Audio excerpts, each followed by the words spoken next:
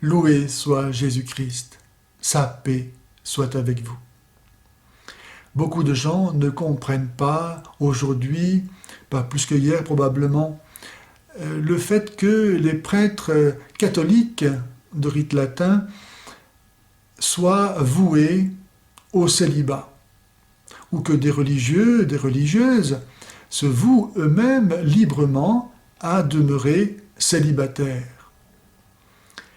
Et certains, dans l'Église, voudraient qu'on abolisse, voire simplement qu'on relativise l'exigence du célibat pour les prêtres, au motif que ainsi, probablement, on aurait plus de candidats au sacerdoce, ce qui n'est pas du tout évident.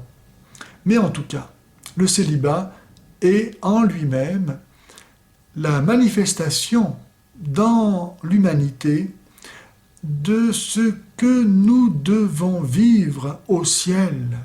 Jésus nous a appris qu'au ciel, on ne se marierait plus, mais qu'on vivrait comme des anges.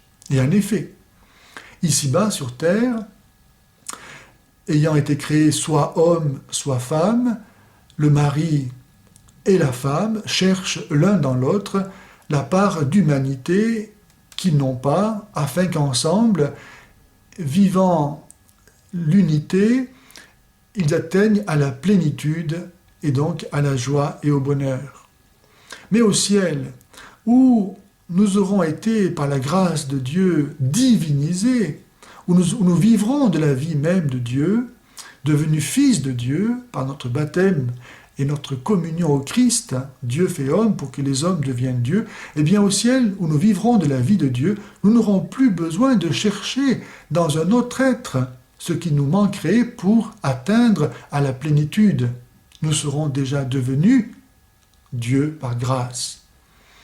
Et de même au ciel, nous n'aurons plus le devoir de perpétuer l'espèce comme nous le faisons ici par la procréation.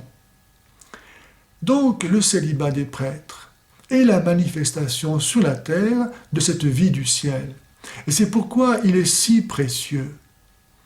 L'Église est d'origine surnaturelle. Elle n'est pas une invention humaine, naturelle. On ne devient pas prêtre de père en fils comme on peut le devenir lorsqu'on est imam ou pasteur.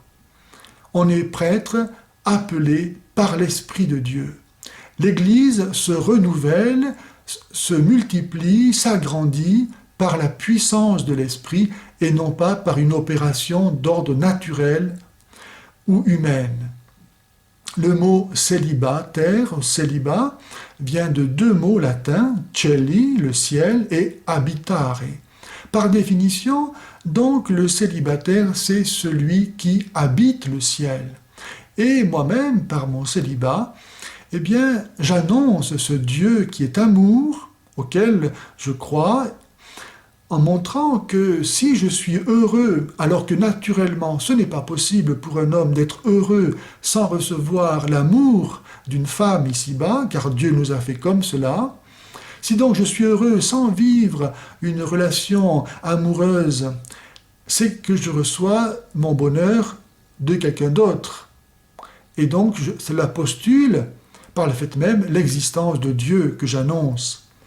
Et non seulement mon célibat annonce l'existence et l'amour de Dieu, mais aussi il est une anticipation, un gage, une preuve de ce royaume des cieux que je prêche et auquel j'appelle tous les hommes à entrer par l'amour du Christ.